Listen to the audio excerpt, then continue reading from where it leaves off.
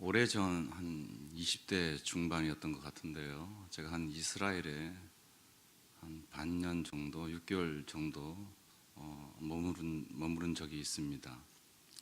그때 이제 우연한 기회가 되어서 이제 제가 한 마을에 이제 초대를 받게 되었습니다. 키부츠라는 곳은 이제 혹시 들으신 분도 없지 않아 있을 것입니다. 제가 갔을 때는 동양인이 최초의 동양인이 저였다고 이제 그런 얘기를 들었었는데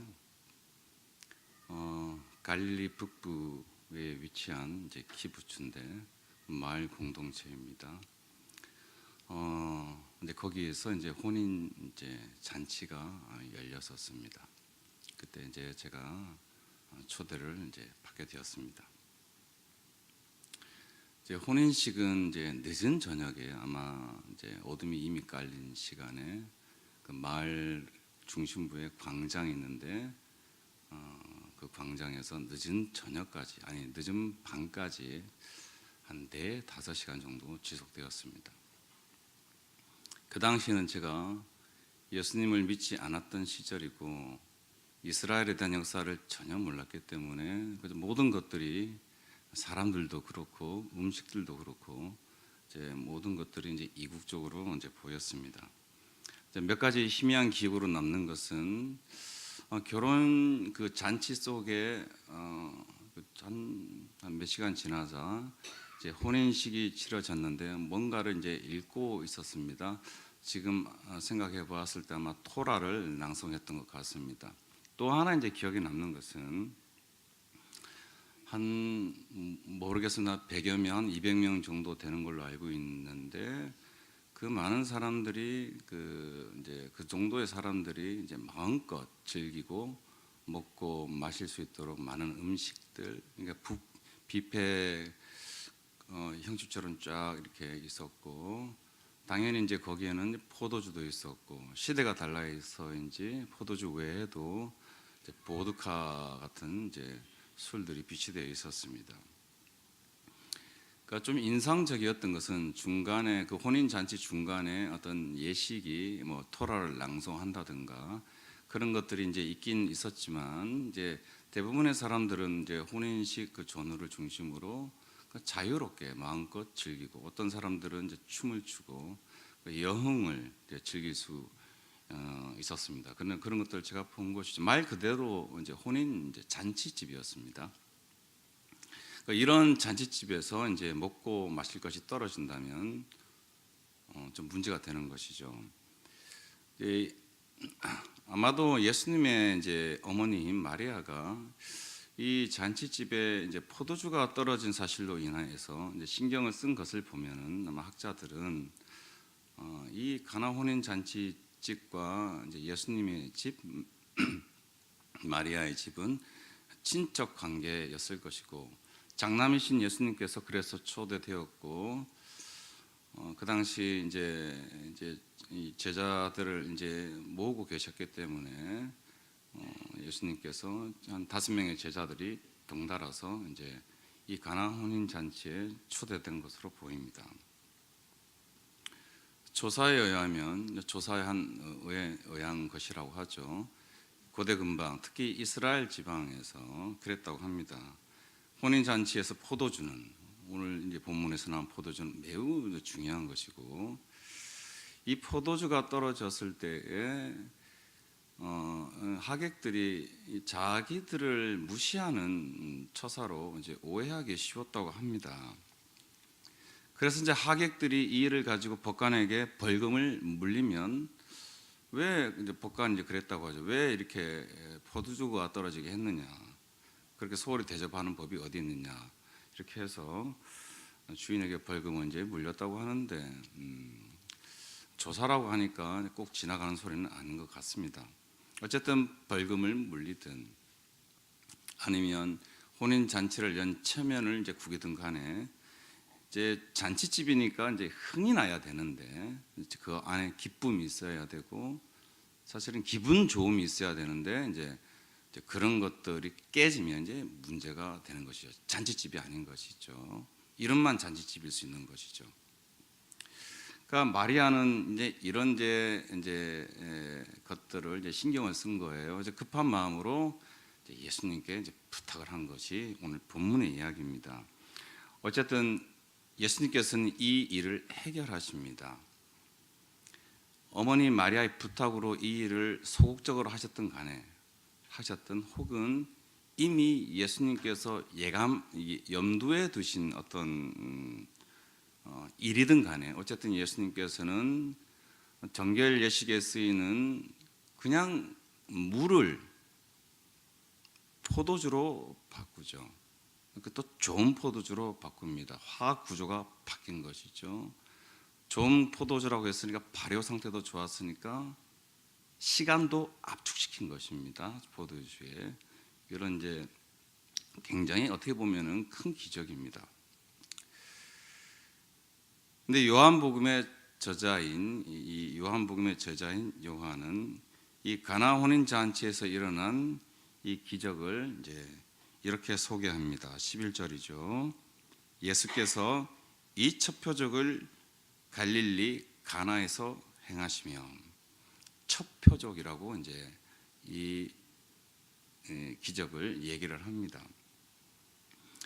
이 기적이 있기 바로 3일 전입니다. 이제 성경에 나와 있습니다. 바로 윗 문맥에 제자 나다니엘, 12제자 중에 한 명인 나다니엘이 이제 있었는데, 그 나다니엘을 보시고 예수님이 이런 얘기를 하십니다. 나다니엘은 아시죠? 이제 그 나사렛 선한 것이 무엇이 있긴, 그 누구냐? 이제 예수님이 과연 이렇게 이제 얘기했는데, 이제 그 나다니엘이 이제 예수님을 이제 보고 예수님께서는 이제 이렇게 얘기를 합니다. 마치 천리안적인 능력을 가지신 그 얘기를 하신 건데, 네가 무화과 나무 아래에 있을 때 나 예수가 보았다 이렇게 얘기를 하니까 나다니엘이 그 나사렛에 선한 것이 뭐가 있느냐 그 얘기했던 나다니엘이 예수님의 말씀을 믿습니다. 그래서 이제 그 예수님 네가 이것을 믿느냐 그러면서 이보다 더 큰 일을 보리라 이렇게 얘기를 하셨는데, 그렇게 하신 후에 이제 이 3일 후에 이제 이 기적을 베푸신 것입니다. 이 나다니엘도 이 가나 혼인 잔치에 있었습니다. 그러니까 나다니엘이 고향이 가나라고 하는 이제 학자들도 읽었던 것이 기억이 나는데요. 어쨌든 나다니엘이 이제 이것을 이제 본 것이죠. 그래서 이제 이 기적을 보고 이제 성경에는 이제 제가 방금 11절을 끝까지 읽지는 않았죠. 다시 처음부터 읽어보면은 예수께서 이 첫 표적을 갈릴리 가나에서 행하시며 그의 영광을 나타내시며 제자들이 예수님을 믿었다 이렇게 이제 나오고 있습니다. 결과만을 놓고 보았을 때 이 기적은 단순히 체면이라든지 혹은 또 벌금을 물을 수 있다고 얘기를 했는데, 아까 조사에 의하면 그런 인간사와 관련한 것도 물론 이제 있지만 3일 전에 그 나다니엘에게 더 큰 일을 보리라 이 말씀하신 것처럼 이미 예수님의 뜻 하에서 진행된 사건, 기적이라 할 수 있는 것이죠.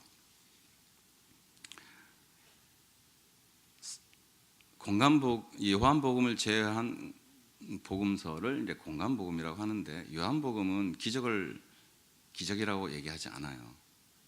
다이나마이트라고 하지 않습니다. 다이나마이트가 디나미스에서 나온 겁니다. 기적. 세메이온이라고 얘기를 합니다. 표적이라고 하죠. 여기서 사인이 나온 것인데, 그러니까 기적은 단순히 놀라운 일인 것입니다. 물이 포도주로 바뀌었다. 근데 그것은 이제 사실 기적 아니겠습니까? 그런데 도대체 물이 이제 포도주로 바뀐 것은 도대체 뭐냐? 어떤 사인이 있느냐? 어떤 메시지가 있느냐를 강조한 것입니다. 이 요한복음은 가장 나중에 이제 적은 이제 기록된 복음서이고, 사도 요한은 분명했습니다. 어떻게 하면 사람들이 1세대 그 예수님을 직접 목격한 1세대 그 목격자들이 거의 이제 사라지는 상태에서 어떻게 하면 예수님을 좀 더 잘 믿게 할 수 있을까, 그런 목적으로 기록한 것이기 때문에 굉장히 아주 의도적으로 집필을 했다고 이제 집필할 수밖에 없었던 것이죠. 근데 물론 이제 이 포도주가 물이 포도주로 바뀐 것은 본질적인 면에서 굉장히 큰 사건입니다. 그러나 이제 규모 면에서 따지면, 영향력 면에서 따지자면 그렇게 큰 사건이라고 할 수가 없어요. 오병이어와 그리고 나사로를 살리신 그 사건으로 인해서 여기 나오지 않습니까? 요한복음의 표적으로서, 똑같이 표적으로서 나오는데, 그 표적으로 굉장히 많은 영향력을 미쳤습니다. 사람들이 많이 믿게 되었죠. 그에 비하면은 이 가나 혼인 잔치, 이 작은 마을에서 그 기적을 또 다 본 곳이 아니라 몇몇 사람들만 물이 포도주로 변했던 사실만 이제 알았죠. 규모 면에서 봤을 때는 그래 큰 사건이 아니라고 할 수 있습니다. 근데 제가 주목할 만한 것은 무엇이냐면, 무엇이든지 첫 번째 표적, 첫 번째가 중요하죠. 그러니까 예수님은 공생의 어떤 신호탄을 알리는, 그러니까 어느 정도 이제 어떤 이름을 알리는 이제 그런 이제 사건을 펼치신 것인데, 이때 예수님께서 처음부터 대규모로 이렇게 영향을 미치는 그 사건을, 이제 기적을 베푸신 것이 아니라 일상생활에서 얼마든지 일어날 수 있는 아주 그 작고 사소한 문제를 해결하는 데서부터 이 기적을 시작하셨다는 데 저는 주목을 하는 것이죠. 잔치집을 한번 생각해 보시기 바랍니다. 뭐 결혼 잔치가 제일 좋겠죠. 돌잔치도 물론 있네요. 그 말 그대로 잔치집에 왔는데 먹을 것이 없어요. 마실 것이 없어요. 그러면 축하해주고 싶은 마음도 사실 자연스럽게 떨어지는 것입니다. 그리고 지금도 그런 것 같아요. 뭐 물론 한 20년 전이지만 이스라엘 문화상, 그리고 손님을 극진히 대접하는 이 근동의 어떤 문화를 보았을 때 먹을 것이 떨어진다, 마실 것이 떨어진다. 그리고 그 포도주라는 것은 어떻게 보면은 이제 기쁨의 상징입니다. 즐거움의 상징인데 이제 그것이 떨어졌다. 이유가 어떻든 간에 떨어졌다 하면은 이제 문제죠. 그러니까 예수님께서 이 일을 해결하신 것입니다. 부탁한 마리아도, 포도주가 떨어진 몇 사람들도 이렇게 어쨌든 이 문제를 예수님께서 해결하셨기 때문에 마음을 쓸어내렸고 안도 한숨을 내셨을 것입니다. 이제 갓 제자로 입성한 사람들이 5명 정도 되는, 그걸 다 지켜본 것이에요.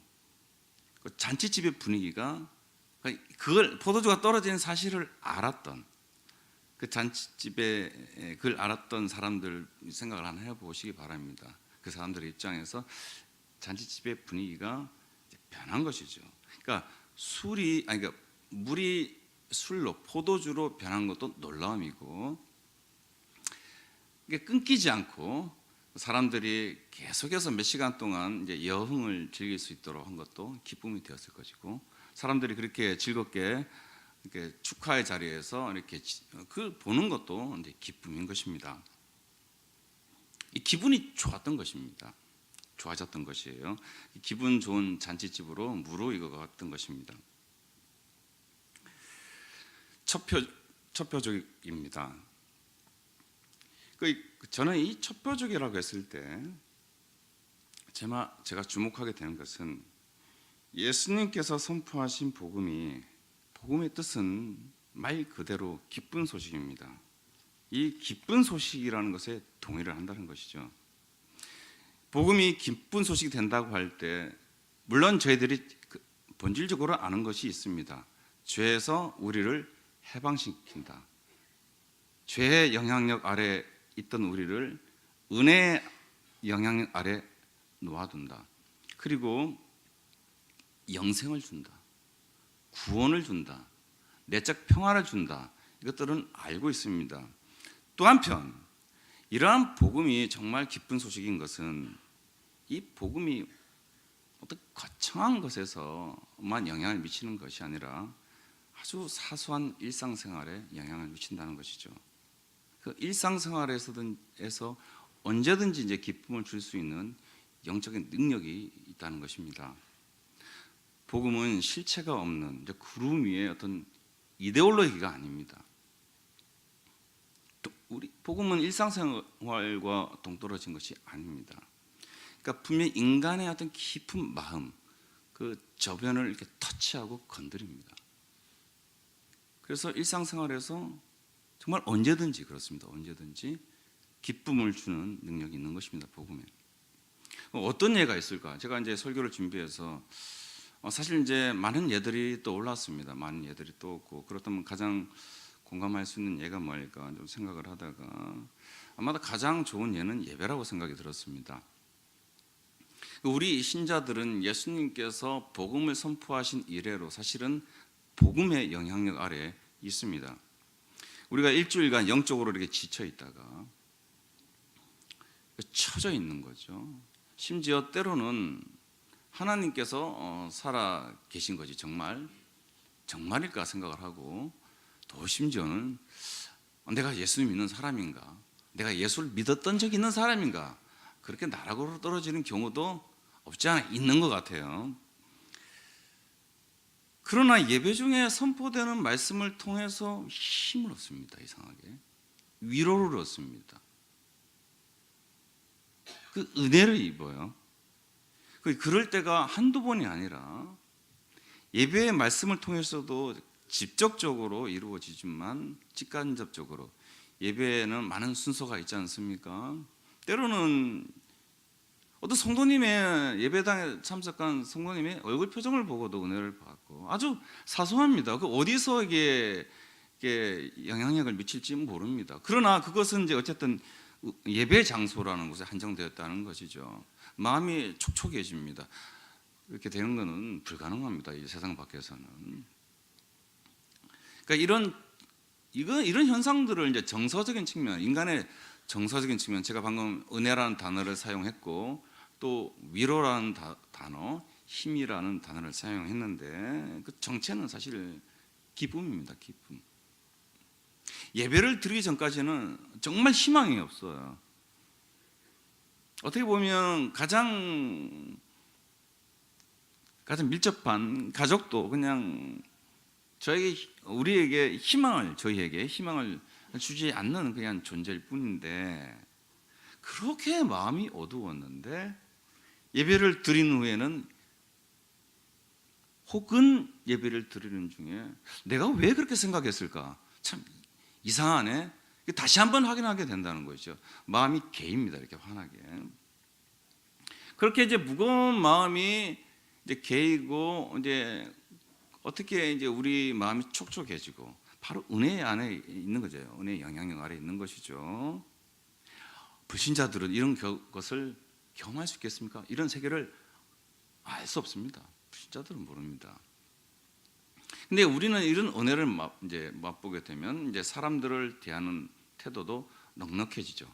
그리고 너그러워지고, 그래서 기분 좋은 경우들이 상당히 많은 것입니다. 말하자면 이런 것들이 사실은 복음이 주는 능력인 것입니다. 영적인 양식입니다. 사실은 오늘 본문에서도 예수님이 복음을 선포하신 건 아닙니다. 그렇잖아요. 기적을 베푸셨죠. 그러나 이런 행위들은 사실은 복음의 영향력 아래 있는 것입니다. 그 잔치집의 분위기는 훈훈해졌습니다. 많은 사람들이 이 일로 해서 즐거워할 수 있었습니다. 오늘 포도주를 맛본 연회장이라는 사람이 있었나 봐요. 그런데 잔치를 주관하는 신랑을 불러서 이제 이렇게 얘기를 하죠. 9절 이제 후반부입니다. 약간 좀 이제 보시면은 저 후반부, 연회장이 신랑을 불러 10절 말하되 사람마다 먼저 좋은 포도주를 내고 취한 후에 낮은 것을 내거늘 그대는 지금까지 좋은 포도주를 두었도다 하니라. 기분이 이제 좋았던 것입니다. 연회장도 사람이 이제 기분 좋아지는 거. 또 사실은 어떻게 보면은 그냥 일은 아니죠. 이렇듯 예수님께서의 첫 기적, 첫 표적이라는 것은 이제 가족과 친척의 어떤 삶에 동참하는 것이었습니다. 큰 것이 아니라 사소한 것에부터 시작되었고, 그 즐거움의 어떤 이제 체험을 받은 사람들과 이렇게 나누는 것이었습니다. 사람들과 함께하는 것에서부터 예수님의 기적은 시작되었습니다. 이제 바로 이런 것들이 이제 가나 혼인 장치에서 이제 일어난 표적이 주는 메시지라고 저는 생각을 하죠. 이제 우리가 이제 본문을 읽으면서 이제 성도님들께서도 좀 이상한 부분이 분명히 있었을 것이에요. 좀 걸리는 부분이. 어머니 마리아가 예수님에게 부탁을 하잖아요. 포도주가 떨어졌다. 어떻게 해야 되느냐 이런 이제 얘기를 했는데 예수님께서 좀 어머니에게는 할 수 없는 듯한 사실은 얘기를 합니다.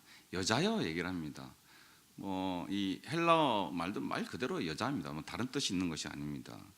어머니라 부르지 않고 여자여 이렇게 호칭을 하시고, 그리고 포도주가 떨어진 것이 나와 무슨 상관이 있습니까? 이렇게 얘기를 그냥 냉정하고 쌀쌀맞게 얘기를 하시는 듯합니다. 더 이상한 것은 이렇게 냉정하게 말씀하셨으니까 거절하시는 줄 알았는데 또 이상하게도 예수님께서는 어떻게 하셨죠? 포도주를 만드셨잖아요. 물을 포도주로 바꾸셨죠. 이런 좀 어떻게 보면 수수께끼 같은 상황입니다. 예수님께서 그렇다면 예수님께서 이렇게 말씀하실 수밖에 없는 이유가 분명히 있었을 것입니다. 근데 그 이유를 알면은 이제 이 이상한 대화, 우리에게 보이는 그런 이상한 진행상을 어느 정도 이제 이해할 수 있다고 생각합니다. 그것을 이해할 수 있는 이제 힌트는 이제 예수님께서 이렇게 얘기를 하셨죠. 예수께서 이르시되 여자여 나와 무슨 상관이 있나이까 이렇게 한 후에 뭐라고 하셨죠? 내 때가 아직 이르지 아니하였습니다. 내 때. 요한복음의 저자인 이 사도 요한은 이 요한복음 전체에 걸쳐서 내 때란 말을 아주 의도적으로 기록하고 있기 때문에 그 내 때가 어떻게 써 있는지 이렇게 추적하면은 내 때가 무엇인지 정확하게 알 수가 있습니다. 제가 몇 가지 구절만 이제 볼 테니까 한번 들어보시기 바랍니다. 찾지는 마시고요. 요한복음에 나온 전부 구절들입니다. 첫 번째 이제 그 7장 8절에 이런 말씀이 있습니다. 너희는 명절에 올라가라. 너희는 명절에 올라가라. 나는 올라가지 않겠다.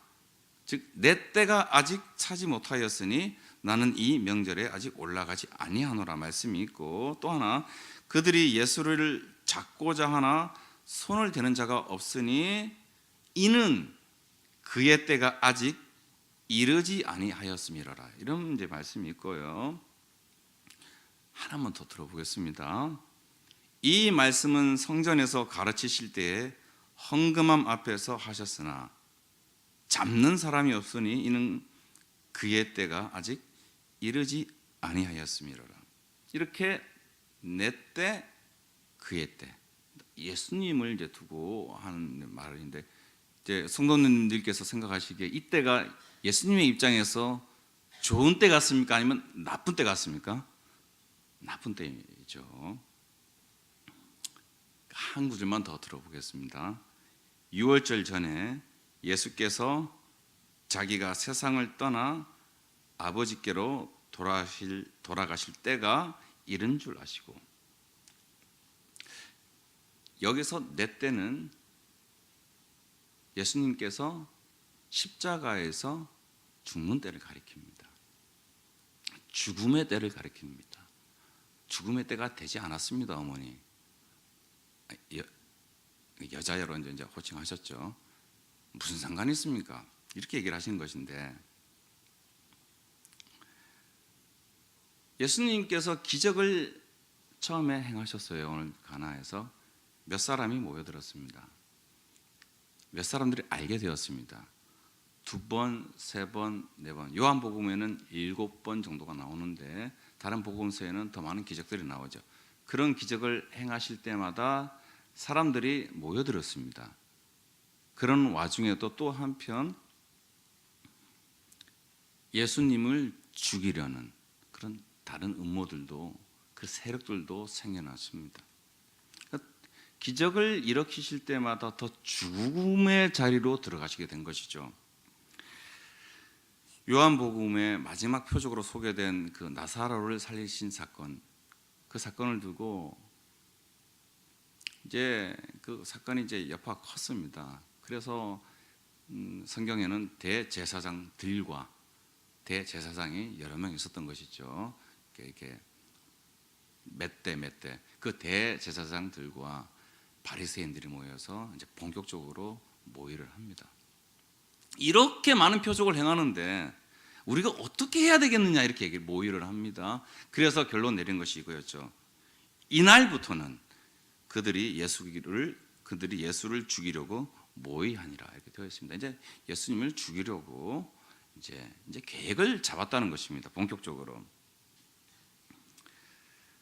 예수님께서는 이제 이미 공생애를 쓰셨지만 이전에, 그러니까 시험을 받으시고 사단에게, 그리고 세례를 또 받으셨죠. 그러나 이제 이 첫 기적을 이제 사실은 행하시는 것은 자신의 존재를, 당신의 존재를 어떻게 보면은 이제 아주 본격적으로 알리게 된 사건이라고 할 수 있습니다. 그러니까 이 초표적을 행한다는 것은, 이 첫 기적을 행한다는 것은 무엇일까 가장 잘 알고 있던 분은 바로 예수님 당신이셨습니다.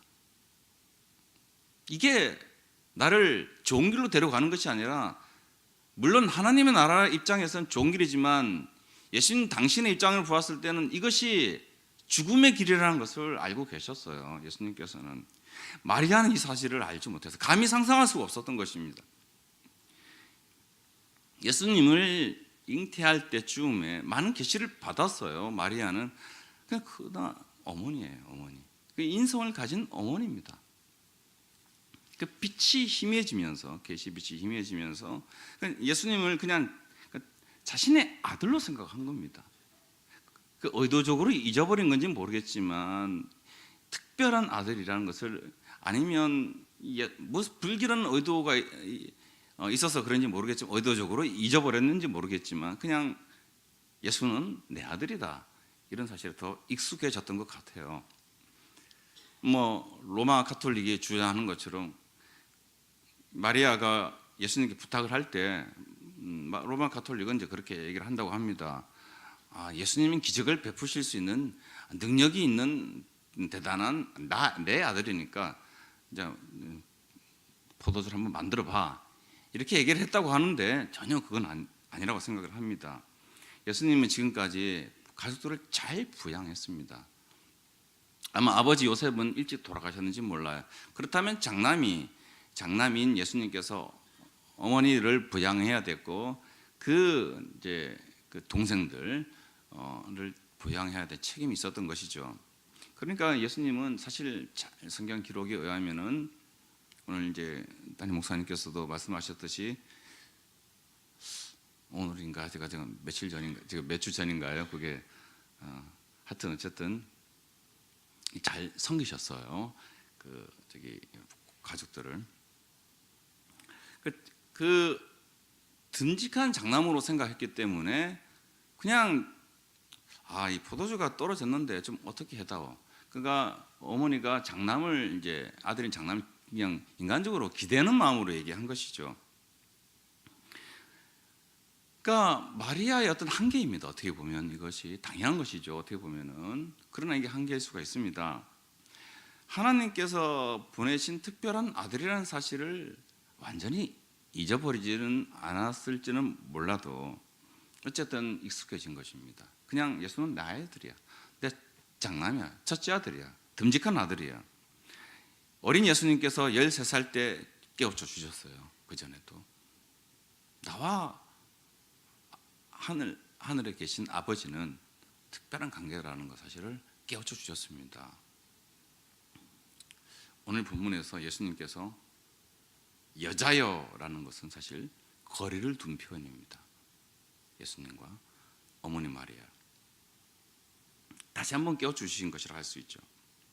예수님께서는 가나 혼인 잔치에서 이 포도주가 떨어진 사실에 관심이 전혀 없으셨던 분이 아닙니다. 마리아의 부탁이 아니더라도 제 생각에는 예수님께서는 어떤 식으로든 이 일을 해결했을 것이라고 생각이 들어요. 근데 문제가 되는 것은 마리아의 접근 방식이었는데, 만약 마리아가 이 첫 기적을 베푸시는 것이 예수님께서 죽음의 길로 이 예수님을 데려간다면 마리아는 말렸을 것입니다. 분명히 자신의 아들이 죽는다고 하는데 어머니의 관점으로 봤을 때 말렸을 것이죠. 적극적으로. 베드로가 주는 그리스도시요 살아계신 하나님의 아들이시니이다 이렇게 고백을 하고 나서 예수님께서 칭찬을 하시죠. 그래서 예수님께서 바로 얼마 후에, 몇 시간 후인지는 모르겠습니다. 얼마 후에 나는 곧 죽는다고 했을 때 베드로가 뭐라고 했냐면, 그렇게 하면 안 됩니다. 강경하게 말렸죠. 똑같이 했을 것입니다. 어머니 마리아도.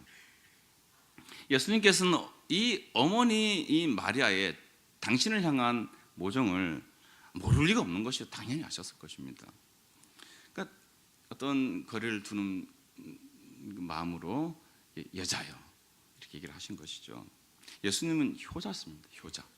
효자이셨고, 그리고 당신 자신께서 십계명을 제정한 그 제5계명 부모에게 공경하라, 그 제정하신 삼위일체 하나님이십니다. 그리고 요한복음 이제 끝부분에 보면은 이제 예수님께서 돌아가실 때쯤에 그 이제 요한에게 이게 이제 이 글을 쓴 사도 요한에게 마리아를 맡기면서 여자여 이러면서 아들입니다 이렇게 하면서 얘기를 했어요. 그 어머니에 대한 사랑이 사실 애틋했습니다. 예수님은 우리가 똑같은 인성을 가지신 분이라는 사실을 들으셨어요. 오전 예배 시간, 설교 시간에 몇 주 전에요. 우리 일반 사람들이 부모에게 정과 그 애틋한 사랑이 있다면, 죄가 없으시고 완전하신 예수님의 입장에서 보았을 때는 어머니에 대한 사랑이 더 애틋한 것입니다. 이렇게 생각하는 것은 전혀 무리가 아닙니다.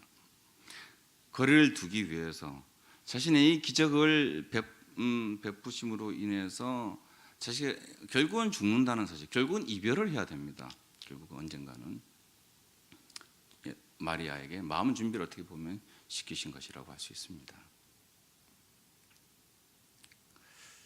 오늘 제가 설교 제목을 기쁨과 희생으로 정했습니다. 예수님의 첫 번째 기적으로 인해서 잔치집에 있는 많은 사람들이 어쨌든 그 기쁨을 누렸습니다. 즐거움을 누렸습니다. 그러나 이 기적은 사실은 이 기적을 행하심으로 인해서 예수님께서는 사실 죽음의 길로 본격적으로 이제 들어가시게 된 것이고, 그리고 그 이전에 어머니 마리아와의 이 인성으로서 가지시는 그 어머니를 향한 그 모정도 사실은 이제 끊어내야 되는 그 아픔도 똑같이 겪으셔야 했습니다.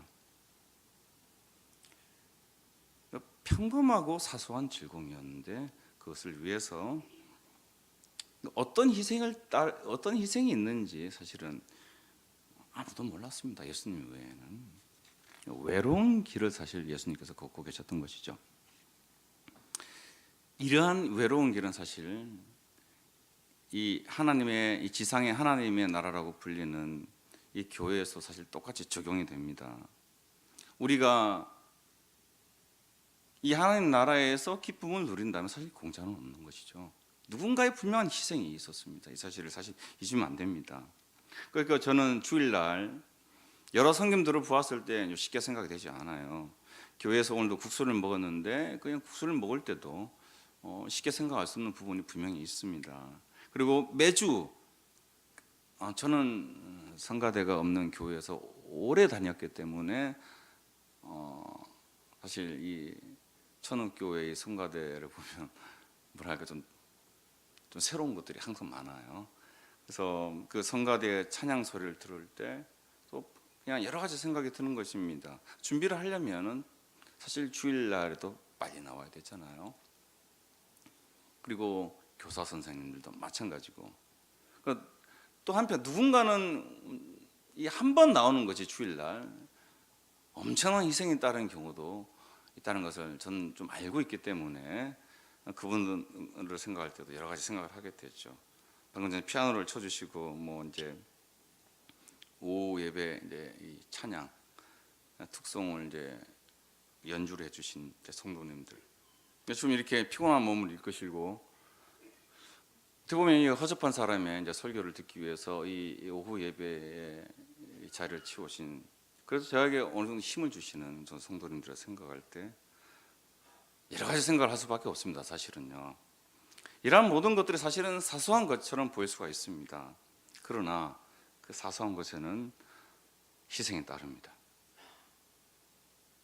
희생은 사소하기 때문에 알아주지 않을 수 있습니다. 그렇습니다. 사실은 만연해 있죠. 정다운 길이 아닙니다. 따뜻한 길이 아니죠.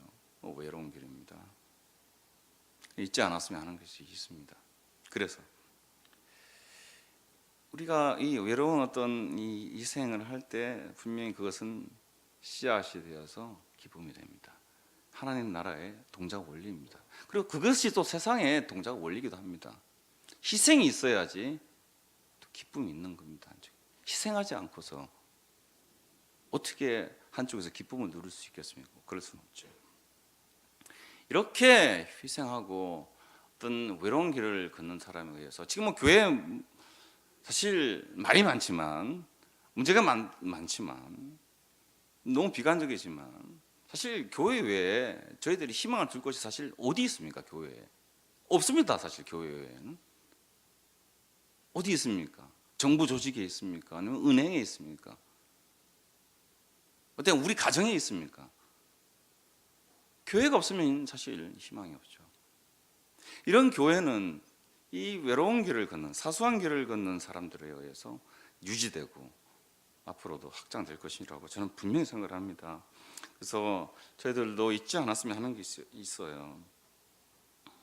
예수님께서 가장 좋은 것은 예수님을 생각하는 것입니다. 어떤 식으로든지 예수님께서 먼저 이 길을 걸으신 것입니다. 그 외로운 길, 그 죽음의 길, 희생의 길. 다 웃고 있을 때 예수님은 표정을 한번 제가 뭐 상상해 보면은 다른 눈빛, 다른 표정이었을 것입니다. 물론 즐거우셨겠죠. 또 한편으로는 그 사람들이 알지 못하는 그런 뭐랄까요? 슬픔도 분명히 있었을 것이고, 어쨌든 당신 자신을 희생하면서 이 인류를 구원하시기 위한 그 뭐랄까요? 그 신념의 눈빛도 분명히 저는 또 생각이 납니다. 어려울 때 예수님을 잘 생각하면 사실 그것이 우리에게 위로가 되고 또한 그것이 하나님께서 우리에게 힘과 위로를 주는 방도라고 생각이 듭니다. 기도하시겠습니다. 하나님 아버지, 사람의 판단이 아니라 언제나 하나님의 판단이 우리에게 중요합니다. 하나님 아버지, 우리는 교회를 생각합니다. 하나님 아버지, 이 교회를 위해서 우리 자신을 희생시킬 때 이것이 어딘가에서 어느 시간 후에 기쁨의 씨앗이 된다는 사실을 저희들이 알고 있으니 우리가 주님의 길을 따라갈 수 있도록 힘 주시옵소서. 예수 그리스도의 이름으로 기도합니다. 아멘.